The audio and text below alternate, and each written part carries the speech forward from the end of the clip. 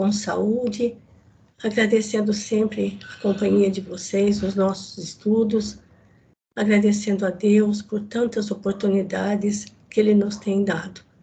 Nós estamos caminhando para o término desse livro, mas ainda temos muitas emoções pela frente. Então, mais uma vez, nós rogamos à equipe espiritual da nossa casinha de oração que possa nos amparar os espíritos desencarnados que porventura estejam no ambiente de nossa casa, de modo que esses momentos possam ser de muita paz, harmonia e, sobretudo, muito aprendizado. Então, para dar início às nossas atividades desta noite, vou pedir para a Ritinha fazer a prece de abertura para nós. Pode ser, Ritinha? Sim, Maroesa, pode ser. Então, boa noite a todos. Mais uma vez, vamos elevar o nosso pensamento até Deus, nosso Pai, agradecendo, em primeiro lugar, por estarmos mais uma vez aqui reunidos para esse estudo, para esse aprendizado.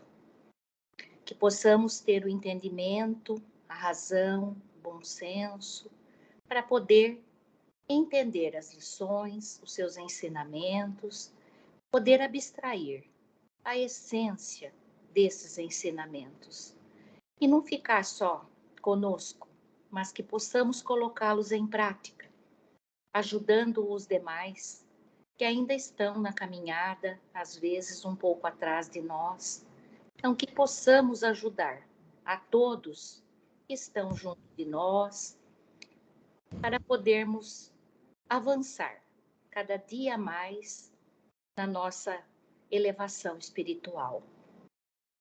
Peço a Deus, nosso Pai, que nos acompanhe, que nos proteja, que nos dê força e coragem para nunca desistir, estar sempre dispostos a aprender, que estamos caminhando, nós não sabemos tudo e nunca vamos deixar de aprender. A todo momento, a todo instante, nós estamos aprendendo. O que precisamos é estar abertos a esses ensinamentos e tantos outros que passam pela nossa vida no dia a dia. Então, que tenhamos essa consciência de perceber todos os ensinamentos que estão aí à nossa disposição. Basta nós querermos. Agradeço a todos pela companhia e que tenhamos um estudo cheio de paz e de harmonia. Que assim seja, Senhor. Graças a Deus. Bom, é o nosso encontro de número 89.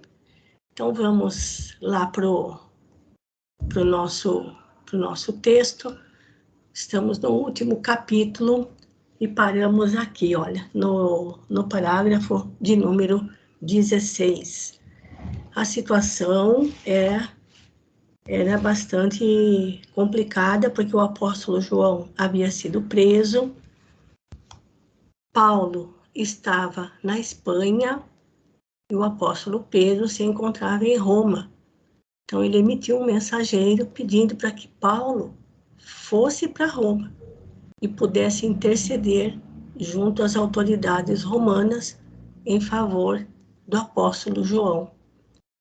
Porque o apóstolo Paulo, enquanto ele passou, durante aquele período que ele passou encarcerado, a sua autoridade moral, a sua bondade, conquistou muitos soldados romanos e muitas autoridades romanas. Então ele era o único que tinha essa possibilidade de entrar em contato com essas pessoas para soltar, para libertar o apóstolo João. Então é aqui que nós paramos, né, nesse parágrafo, e dando continuidade, acho que faz um tempinho que você não dê, Ritinha. Vamos pegar aqui a partir do parágrafo 16. Sim, tudo bem. Então vamos lá. Corria o mês de junho. O ex-rabino desdobrou-se em atividades intensas. Procurou Acácio Domício, solicitando a sua intervenção e valimento. Mas ainda considerando que as providências morosas poderiam redundar num fracasso, auxiliado por amigos eminentes, procurou avistar-se com numerosos áulicos da corte. Acho que pessoas importantes, né? Isso. Da corte imperial, chegando à presença de Popeia Sabina, que era a esposa do imperador Nero, a fim de rogar seus bons ofícios no caso do filho de Zebedeu, que era João, né? Sim. A célebre favorita ouviu-lhe a confidência com enorme surpresa. Aquelas revelações de uma vida eterna, aquela concepção da divindade, assustavam-na. Embora inimiga declarada dos cristãos, dada a simpatia que mantinha pelo judaísmo, Pompeia impressionou-se com a figura ascética do apóstolo e com os argumentos de reforço ao seu pedido. Sem ocultar sua admiração, prometeu atendê-lo, apontando desde logo as providências imediatas. Isso. Paulo retirou-se esperançoso da absolvição do companheiro, porque Sabina prometera libertá-lo dentro de 3 dias. Voltando à comunidade, deu ciência aos irmãos da entrevista que tivera com a favorita de Nero. Mas, terminada a exposição, notou algo surpreso, que alguns companheiros reprovavam a sua iniciativa. Pediu então que o esclarecessem e justificassem quaisquer dúvidas. Surgiram fracas considerações que ele acolheu com a sua inesgotável serenidade. Alegava-se que não era louvável dirigir-se a uma cortesã dissoluta para impetrar um favor. Semelhante proceder afigurava-se defeso a seguidores do Cristo. Pompeia era mulher de vida notadamente dissoluta. Banqueteava-se nas orgias do Palatino, caracterizada por sua luxúria escandalosa. Seria razoável pedir-lhe proteção para os discípulos de Jesus? Paulo ficou numa saia justa, né? Sim, muito difícil, né? Paulo de Tarso aceitou as mofinas arguições com benéfica paciência e objetou sensatamente: respeito e acato a vossa opinião, mas antes de tudo considero necessário libertar João. Fosse eu o prisioneiro, e não haveria de julgar o caso tão urgente e tão grave. Estou velho, alquebrado, e, portanto, melhor me fora, e mais útil, quiçá, meditar na misericórdia de Jesus através das grades do cárcere. Mas João está relativamente moço, é forte e dedicado. O cristianismo da Ásia não pode dispensar-lhe a atividade construtiva, até que os trabalhadores sejam chamados à semeadura divina. Com referência às vossas dúvidas, porém, cumpre-me aduzir um argumento que requer ponderação. Por que considerais imprópria uma solicitação a Pompeia Sabina? Teríeis a mesma ideia se não dirigisse a Tigelino ou ao próprio imperador? Não serão eles vítimas da mesma prostituição que estigmatiza as favoritas de sua corte? Se combinasse com um militar embriagado do Palatino as providências imprescindíveis à libertação do companheiro, talvez aplaudisseis meu gesto, sem restrições. Irmãos, é indispensável compreender que a derrocada moral da mulher quase sempre vem da prostituição do homem. Concordo em que Pompeia não é a figura mais conveniente ao feito, em virtude das inquietações da sua vida. Entretanto, é a providência que as circunstâncias indicam a nós, precisamos libertar o devotado discípulo do Senhor. Aliás, procurei valer-me de semelhantes recursos, recordando a exortação do Mestre, na qual recomenda ao homem granjear amigos com as riquezas da iniquidade. Considero que quaisquer relações com o Palatino constituem expressões da forma iníqua, mas suponho útil mobilizar os que se conservam mortos no pecado para algum ato de caridade e de fé, pelo qual se desliguem dos laços com o passado delituoso, auxiliados pela intercessão de amigos fiéis. O pessoal não gostou dele ter ido pedir ajuda para Popéia Sabina. Depois as pessoas falam que Paulo de Tarso era machista. Assim, por causa de algumas falas dele em algumas cartas, mas vejam, ele foi pedir ajuda justamente para a mulher do imperador. Então, o pessoal não sabe o que fala, né? Mas acho que tá dando para entender, né, gente? Então, vamos tocar o barco aqui. E também, né, Maroísa, Jesus já fazia isso. Pois então. Ele não considerava todas as pessoas, mesmo não importa o que ela faz, e sim a atitude dela, o ato dela. E acho que o que acontecia com a Pompeia, né? Ela podia ser uma mulher de vida fácil, sei lá o que ela fazia, mas ela tinha esse poder com Nero. Sim. Precisavam utilizar de todas essas coisas para poder libertar João, e como Paulo falou, né? Ele era jovem ainda. Sim. Então, não é o caso dele, que já era velho, todo... Então, ele e Pedro já estavam ali beirando 64, 65 anos, né? Então. E o apóstolo João deveria ter ali por volta de uns 40, então era moço, cheio de saúde, né? Podia fazer... Isso.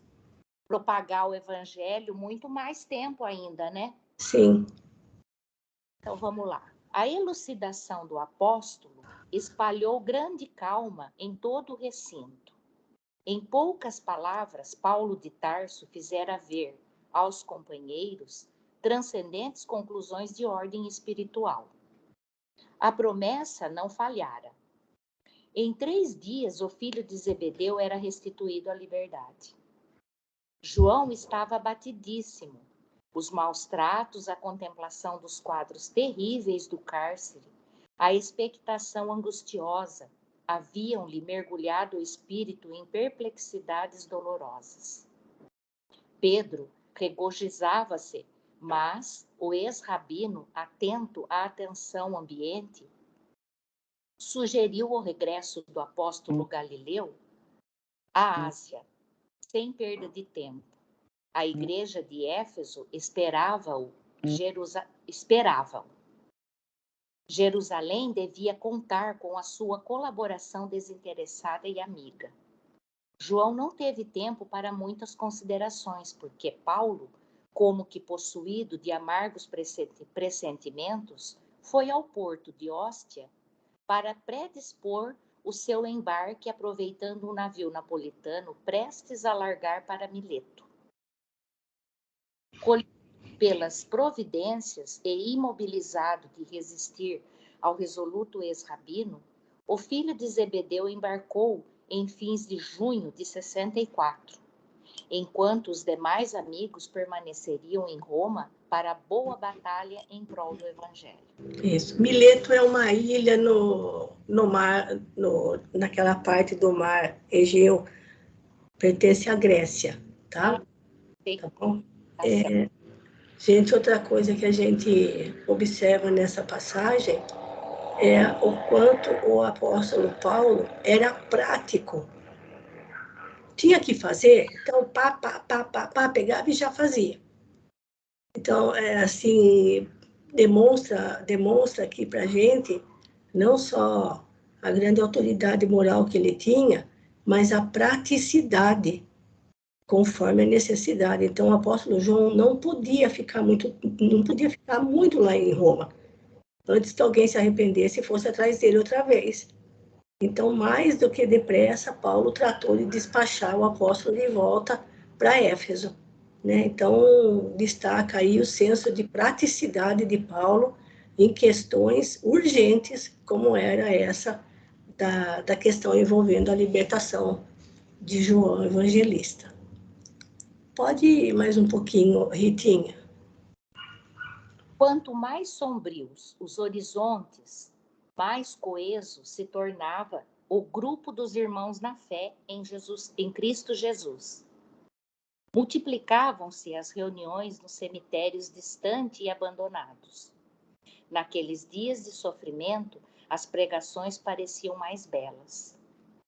Paulo de Tarso e os cooperadores desdobravam-se em edificações espirituais quando a cidade foi sacudida de súbito por espantoso acontecimento.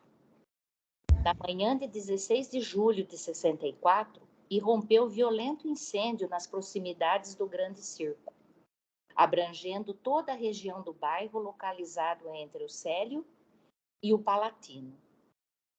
O fogo começara em vastos armazéns repletos de material inflável e propagara-se com rapidez assombrosa. Debalde foram convocados os operários e homens do povo para atenuar-lhe a violência.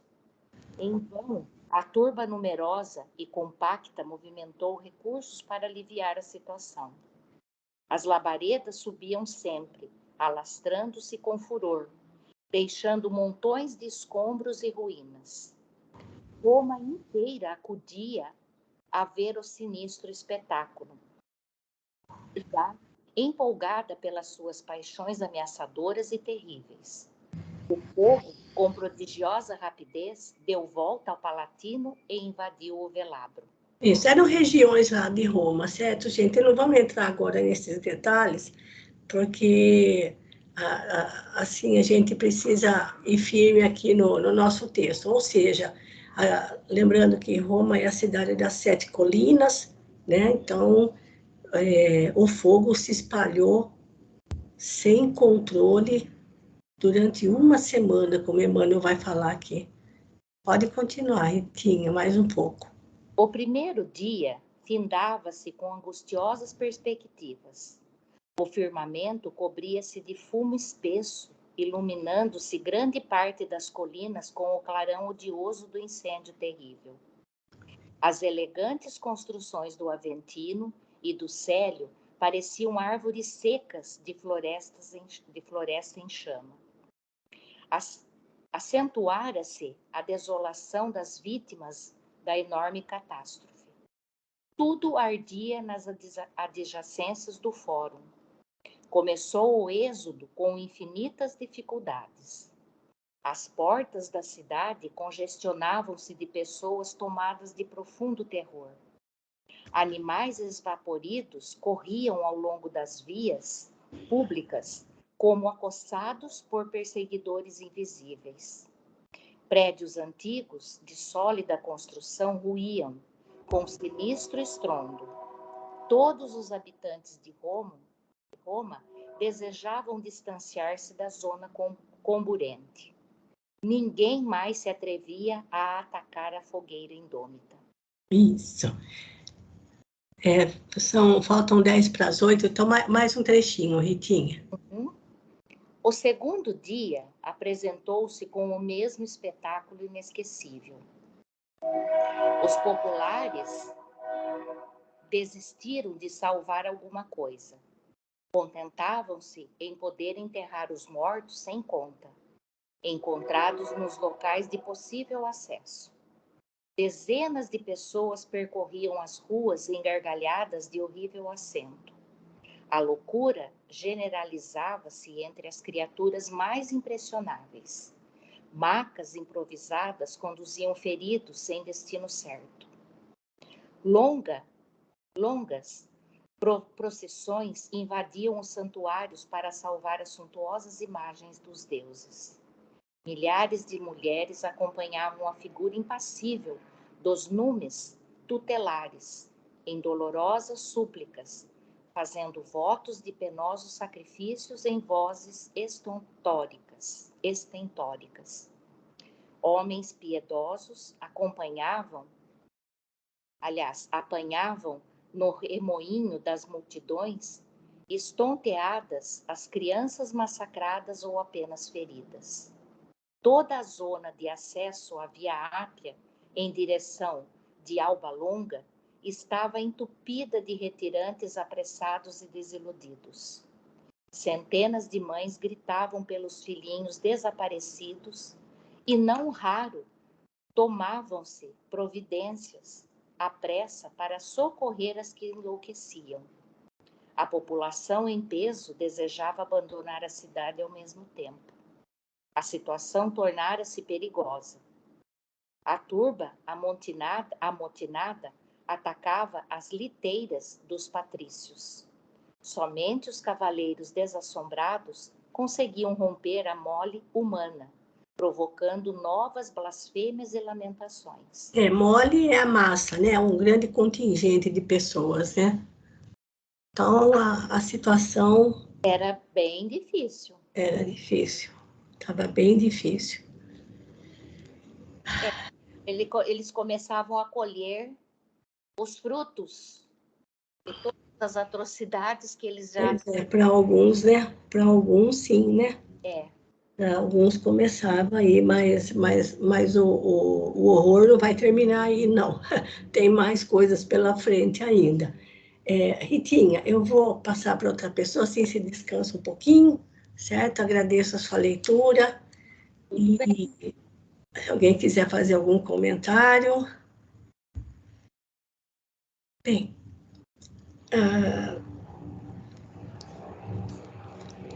deixa eu ver quem que está aqui, que faz tempo que não... já a Marina acho que leu a semana passada, né? Então, Conceição, você quer ler?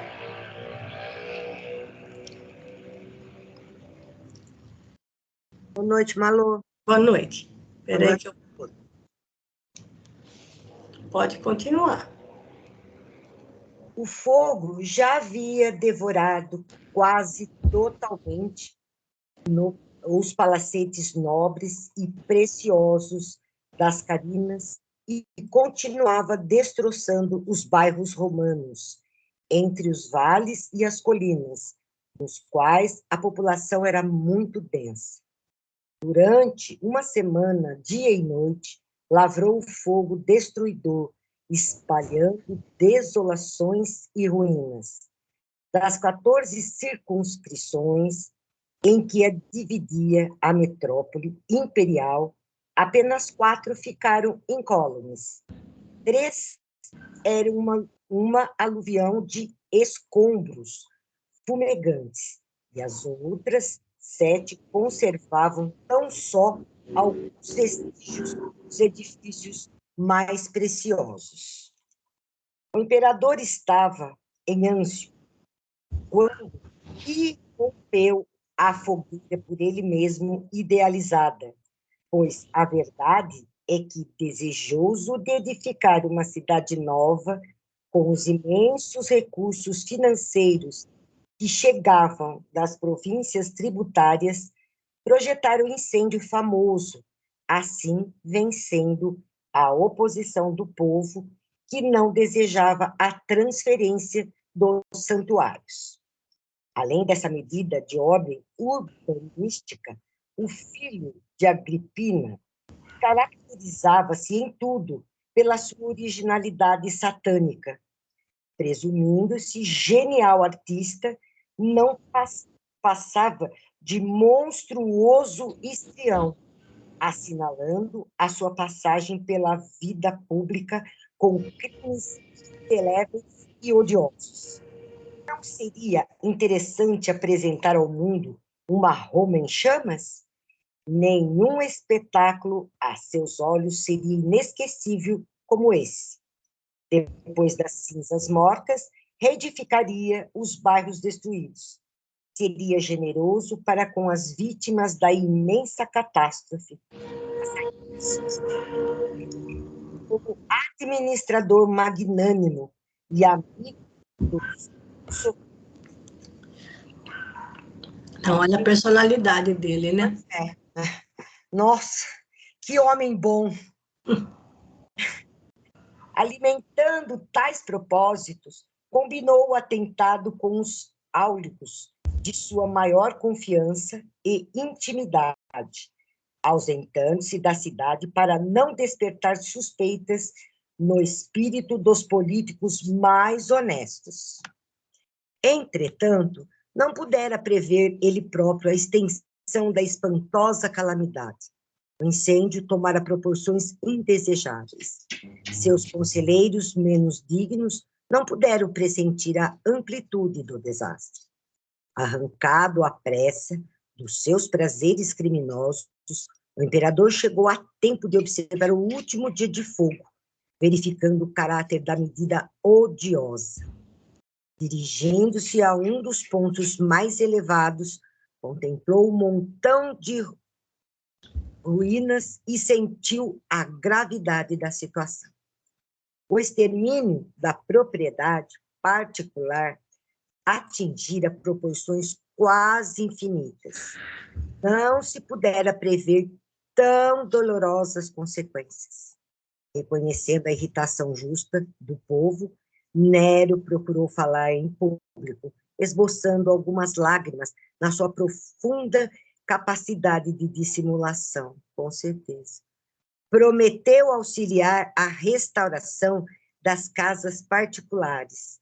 Declarou que compartilhava do sofrimento geral e que Roma se levantaria novamente sobre os escombros fumegantes, mais imponente e mais bela. Imensa multidão ouvia-lhe a palavra, atenta aos seus mínimos gestos.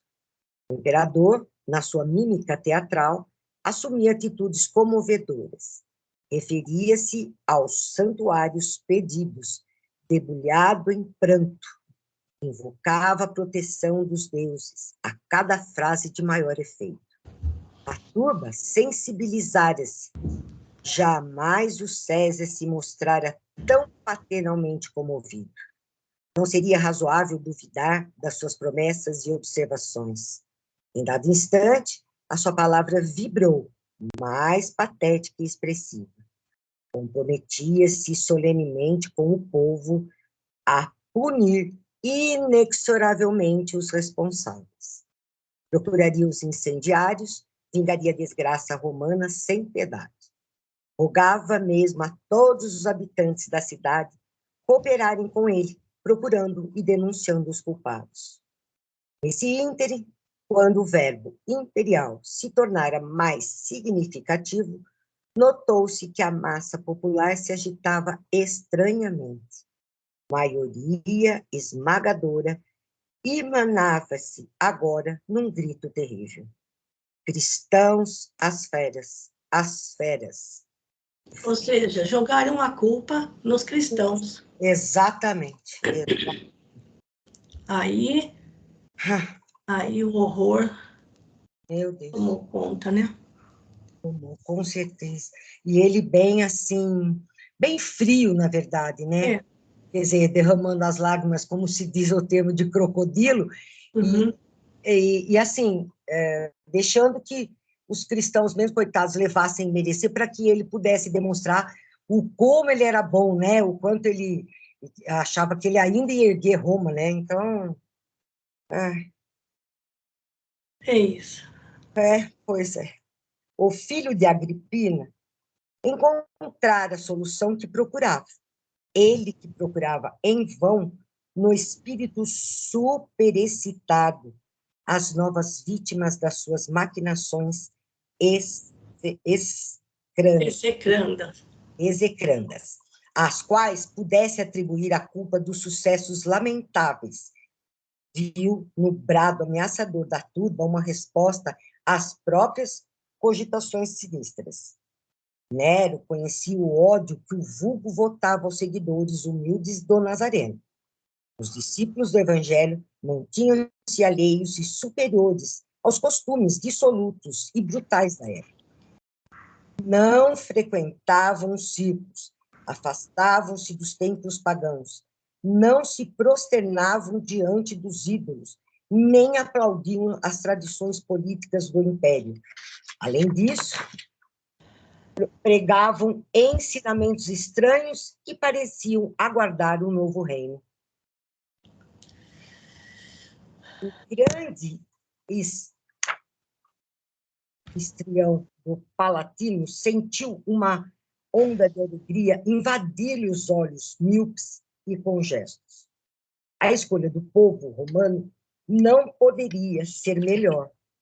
Os cristãos deviam ser mesmo os criminosos. Sobre eles deveria cair o gado vingador. Trocou um olhar inteligente com Tigelino, como a exprimir que haviam apanhado ao acaso a solução imprevista, e logo afirmou à massa enfurecida que tomaria providências imediatas para reprimir os abusos e castigar os culpados da catástrofe. Finalmente, que o incêndio seria considerado crime de lesa majestade e sacrilégio, para que os castigos também fossem excepcionais. Isso. Conceição, vou pedir para vocês licença para pegar um remedinho, para aliviar um pouquinho aqui agora o Fernando está sarando, quem ficou gripada sou eu. Então, é pertinho aqui, é rapidinho. Pode continuar lendo, Conceição, por favor. O povo aplaudia freneticamente, antegozando as sensações do circo com esgares de feras e cânticos de martírio. A nefanda acusação pesou sobre os discípulos de Jesus como fardo hediondo. As primeiras prisões realizaram-se como flagelo maldito. Numerosas famílias refugiaram-se nos cemitérios e nos arredores da cidade, meio destruída, receosas dos algozes implacáveis. Praticava-se toda espécie de abusos. Jovens indefesas eram entregues nos cárceres ao instinto feroz de soldados sem entranhas. Anciãs respeitáveis conduzidos à chovia, sob algemas e pancadas. Os filhos arrancados do colo maternal entre lágrimas e apelos comovedores.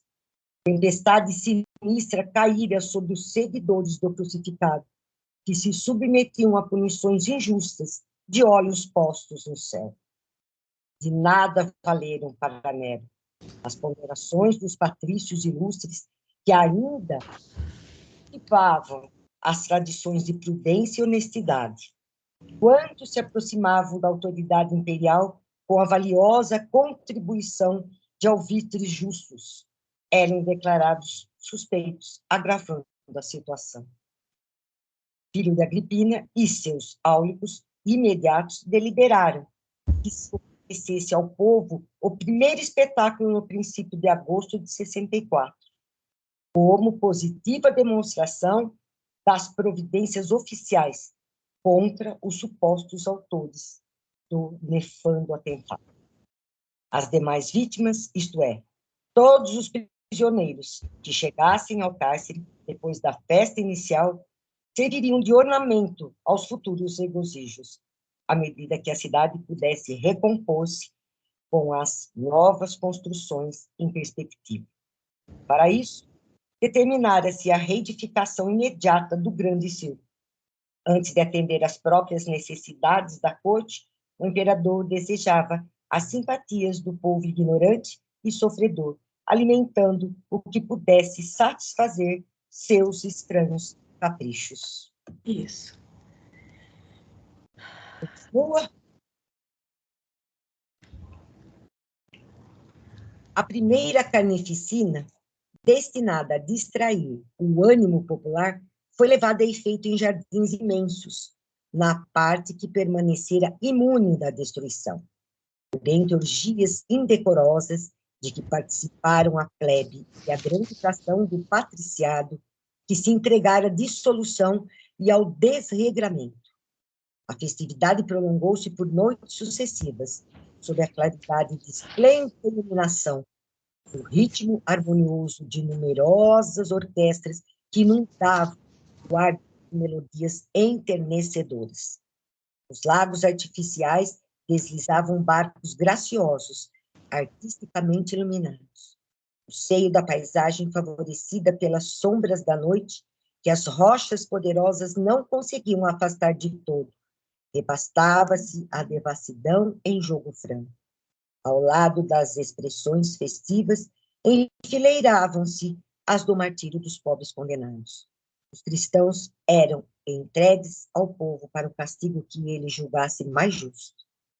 Para isso, com intervalos regulares, os jardins estavam cheios de cruzes, de postes, de açoites e numerosos instrumentos outros de flagelação. Havia guardas imperiais para auxiliarem as atividades punitivas. Em fogueiras preparadas encontravam-se água e azeite fervente, bem como pontas de ferro em brasa, para os que desejassem aplicá-las. Os gemidos e soluços dos desgraçados casavam-se ironicamente com as notas harmoniosas dos alaúdes. Uns expiravam entre lágrimas e preces aos apupos do povo, outros entregavam-se estoicamente ao martírio, contemplando o céu alto e estrelado. A linguagem mais forte será para traduzir as dores imensas da grei cristã, naqueles dias angustiosos. Não obstante os tormentos inenarráveis, os seguidores fiéis de Jesus revelaram o poder da fé àquela sociedade perversa e decadente. Interrogados nos tribunais, em momento tão trágico, declaravam abertamente sua confiança, aceitando os sofrimentos com humildade, por amor ao seu filho. Aquele heroísmo parecia acirrar ainda mais os ânimos da multidão animalizada. Inventavam-se novos gênios de suplício. A perversidade apresentava diariamente números novos em sua venenosa facunda. Mas os cristãos pareciam possuídos de energias diferentes das conhecidas nos campos de batalhas sanguinolentas. A paciência invencível, a fé poderosa, a capacidade moral de resistência assombravam os mais afoitos. Não foram poucos os que se entregaram ao sacrifício, cantando. Muita vez, diante de tanta coragem, os verdugos improvisados temeram o misterioso poder triunfante da morte. Gente do céu.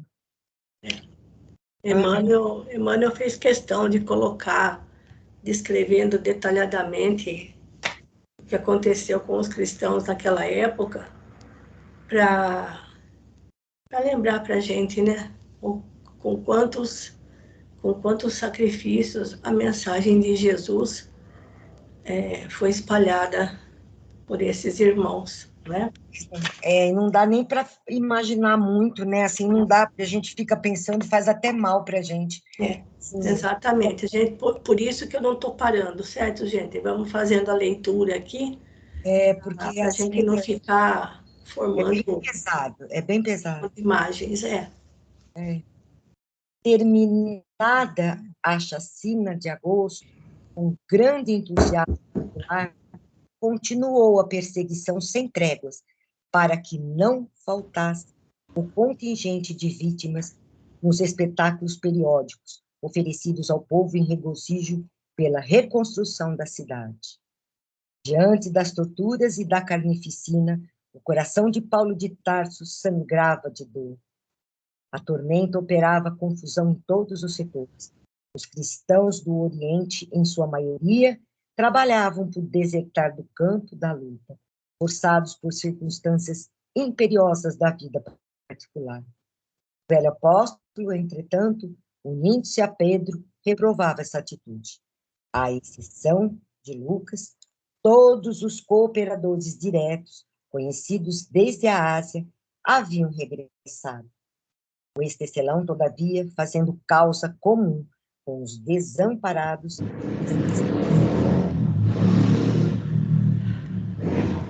deixas domésticas estavam silenciosas, fechados os grandes salões alugados na Suprema para as pregações da doutrina. Estava aos seguidores do mestre apenas um meio de se entreverem, de se reconfortarem na prece e nas lágrimas, nas catacumbas abandonadas. E a verdade é que não poupavam sacrifícios para acorrer a esses lugares tristes e ermos. Era nesses cemitérios esquecidos que encontravam o conforto fraternal para o momento trágico que os visitava. Ali estavam, comentavam as luminosas lições do mestre e auriam novas forças para os testemunhos impendentes. Quando-se em Lucas, Paulo de Tarso enfrentava o frio da noite, as sombras espessas, os caminhos ásperos. Cogitava de atender a outros setores. O ex-rabino encaminhava-se aos antigos sepulcros, levando aos irmãos aflitos a inspiração do Mestre Divino, que lhe borbulhava na alma ardente. Às vezes, as pregações se realizavam alta madrugada, quando o soberano silêncio dominava a natureza. Centenas de discípulos escutavam a palavra luminosa do velho apóstolo dos gentios, experimentando o poderoso influxo da fé. Nesses recintos sagrados, o convertido de Damasco associava-se aos cânticos que se misturavam de prantos dolorosos. O Espírito santificado de Jesus, nesses momentos, parecia pairar na fronte daqueles mártires anônimos, infundindo-lhes esperanças de vida. 2 meses haviam decorrido após a festa hedionda, e o movimento das prisões aumentava dia a dia. Esperavam-se grandes comemorações. Alguns edifícios nobres do Palatino, reconstruídos em linhas sóbrias e elegantes, reclamavam homenagem dos poderes públicos. As obras reedificação do grande circo estavam adiantadíssimas. Era imprescindível programar festejos condignos. Para esse fim, os cárceres estavam repletos. Não faltariam figurantes para cenas trágicas. Projetavam-se naumaquias pitorescas, bem como caçadas humanas no circo, em cuja arena seriam igualmente representadas peças famosas de sabor mitológico. Cristãos oravam, sofriam, esperavam. Certa noite, Paulo dirigia aos irmãos a palavra afetuosa no comentário do Evangelho de Jesus. Seus conceitos pareciam mais que nunca divinamente inspirados. As brisas da madrugada penetravam a caverna mortuária, que se iluminava de algumas tochas bruxuleantes. O recinto estava repleto de mulheres e crianças, ao lado de muitos homens embuçados. Depois da pregação comovedora, ouvida por todos, com os olhos molhados de lágrimas, e o ex-tecelão de Tarso perorava solícito. Sim, irmãos, Deus é mais belo nos dias trágicos. Quando as sombras ameaçam o caminho, a luz é mais preciosa e mais pura. Nesses dias de sofrimento e morte, quando a mentira destronou a verdade e a virtude foi substituída pelo crime, lembremos Jesus no madeiro infamante. A cruz tem para nós outros uma divina mensagem. Não desdenhemos o testemunho sagrado, quando o mestre, não obstante, imáculo, só alcançou neste mundo batalhas silenciosas e sofrimentos indefiníveis. Fortaleçamo-nos na ideia de que seu reino ainda não é deste mundo. Alcemos o espírito à esfera do seu amor imortal. A cidade dos cristãos não está na terra.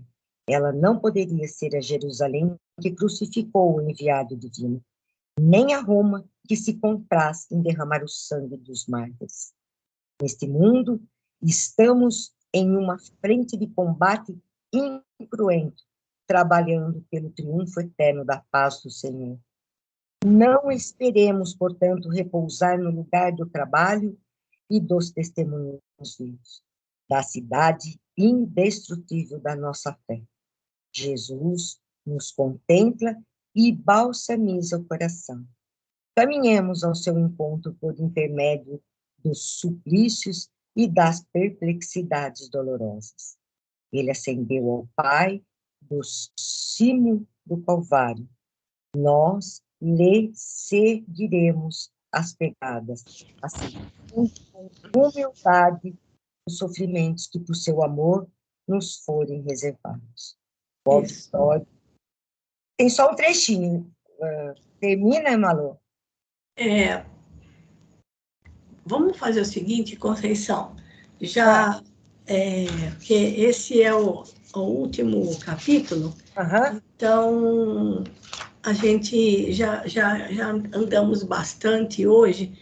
E como hoje eu também estou um pouquinho desconfortável fisicamente, gente, né? Então, se vocês não se importarem, eu gostaria de parar por aqui, porque já lemos bastante e hoje realmente eu estou bastante desconfortável fisicamente, certo?